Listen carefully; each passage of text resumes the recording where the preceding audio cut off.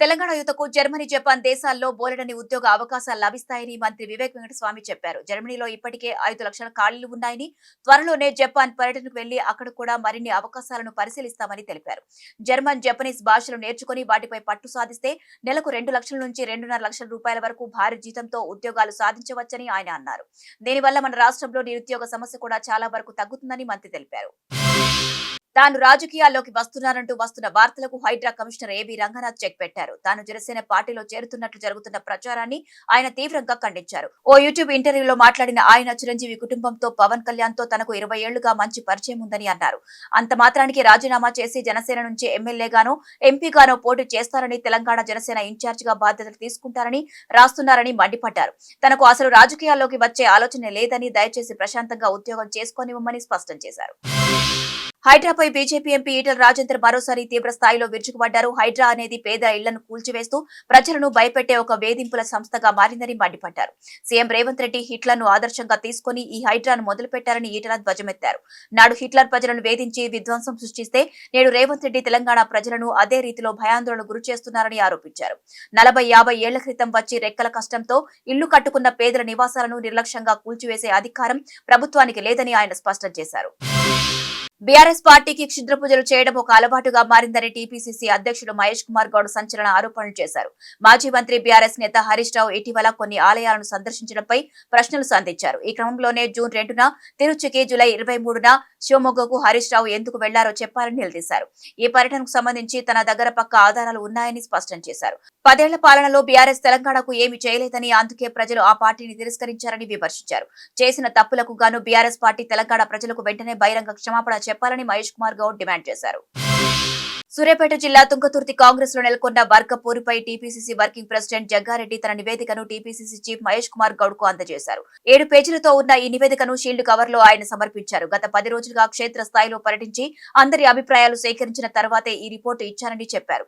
ఈ సందర్భంగా మాట్లాడిన ఆయన ఏ నియోజకవర్గానికైనా స్థానిక ఎమ్మెల్యేనే ఫస్ట్ బాస్ అని స్పష్టం చేశారు. అలాగే మునుగోడు ఎమ్మెల్యే రాజగోపాల్ రెడ్డి వివాదాలను కూడా ఇందులో చేర్చామని, ఉమ్మడి నల్గొండ జిల్లా కాంగ్రెస్ కు ఉత్తమ్ వెంకట్ రెడ్డి, రాజగోపాల్ రెడ్డిలే ప్రధాన స్తంభాలని తెలిపారు.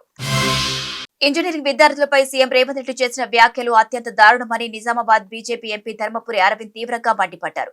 ఈ కామెంట్స్ విద్యార్థులతో పాటు వారి తల్లిదండ్రుల ఆత్మవిశ్వాసాన్ని దెబ్బతీసేలా ఉన్నాయని ఆగ్రహం వ్యక్తం చేశారు.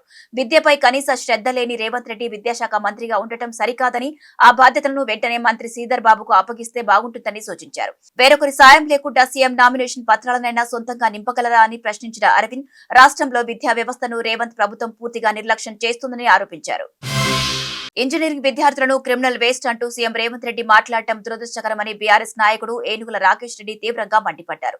విద్యార్థుల జాబ్ అప్లికేషన్లను ఫిల్ చేయడం రాదన్న రేవంత్ రెడ్డికి రాబోయే కొడంగల్ ఎన్నికల్లో నీ మీద పోటీ చేయడానికి 1,00,000 మంది ఇంజనీరింగ్ విద్యార్థులు నామినేషన్ ఫారాలు ఫిల్ చేసి పోటీకి దిగుతారని హెచ్చరించారు. సీఎం మాట్లాడిన మాటలు విద్యార్థుల మనోభావాలను తీవ్రంగా గాయపరిచాయని పేర్కొన్నారు. ఈ క్రమంలోనే ఆయన వెంటనే తెలంగాణలోని ఇంజనీరింగ్ విద్యార్థులందరికీ స్పష్టంగా క్షమాపణ చెప్పాలని రాకేష్ రెడ్డి డిమాండ్ చేశారు. సోషల్ మీడియాలో తెలంగాణ ఆర్టీసీ బస్సుకు సంబంధించిన ఓ వీడియో ఇప్పుడు తెగ వైరల్ అవుతోంది. మహాలక్ష్మి ఫ్రీ బస్ స్కీమ్ వచ్చాక టికెట్ కొనుక్కునే మగాళ్లకు అసలు సీట్లే దొరకని పరిస్థితి ఏర్పడింది. గతంలో బస్సులో స్త్రీలను గౌరవిద్దాం, వారి సీట్లలో వారినే కూర్చొనిద్దాం అని రాసి ఉండేది. కానీ మారిన పరిస్థితుల వల్ల ఇప్పుడు ఒక బస్సులో స్త్రీలకు బదులుగా పురుషులను గౌరవిద్దాం, వారికి కేటాయించిన సీట్లలో వారినే కూర్చొనిద్దాం అని రాసి ఉన్న బోర్డు కనిపించింది.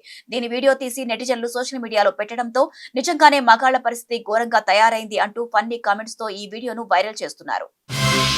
తమిళనాడు ప్రతిపక్ష డీఎంకే నేత ఉదయనిధి స్టాలిన్ కు మద్రాస్ హైకోర్టులో ఊరట లభించింది. సీఎం విజయ్, సినీ నటి త్రిషపై చేసిన వ్యాఖ్యల కేసులో అరెస్ట్ అయిన ఆయనకు కోర్టు బెయిల్ మంజూరు చేసింది. ఈ క్రమంలోనే ఆయన్ను విడుదల చేయాలని పోలీసులను ఆదేశిస్తూనే విచారణకు పూర్తిగా సహకరించాలని ఉదయనిధికి సూచించింది.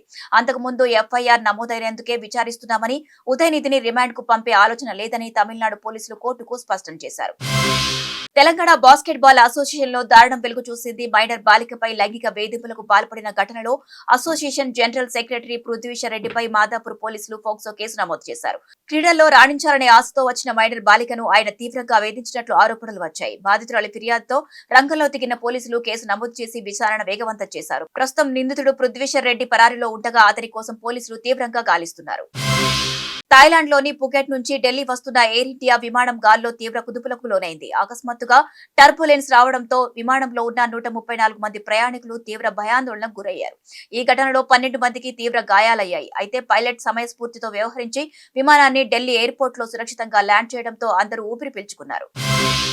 గ్రీస్ లోని స్పద ప్రాంతంలో అడవి మంటలను అదుపు చేస్తుండగా ఘోర ప్రమాదం జరిగింది. కార్చిచ్చును ఆర్పేందుకు వెళ్లిన 2 ఫైర్ ఫైటింగ్ హెలికాప్టర్లు గాల్లోనే ఒకదాన్నొకటి ఢీకొన్నాయి. ఈ ప్రమాదంలో ఒక హెలికాప్టర్ పేలిపోయి కింద పడిపోగా అందులో ఉన్న గ్రీకు అగ్నిమాపక అధికారి డెన్మార్క్ పైలట్ అక్కడికక్కడే ప్రాణాలు కోల్పోయారు. మరో హెలికాప్టర్ అత్యవసరంగా ల్యాండ్ అవ్వడంతో అందులోని 2 సిబ్బంది సురక్షితంగా బయటపడ్డారు. గంటకు 100 కిలోమీటర్ల వేగంతో వీచిన గాలుల వల్లే కంట్రోల్ తప్పి ఈ ప్రమాదం జరిగిందని భావిస్తుండగా అధికారులు పూర్తిస్థాయి దర్యాప్తు చేస్తున్నారు.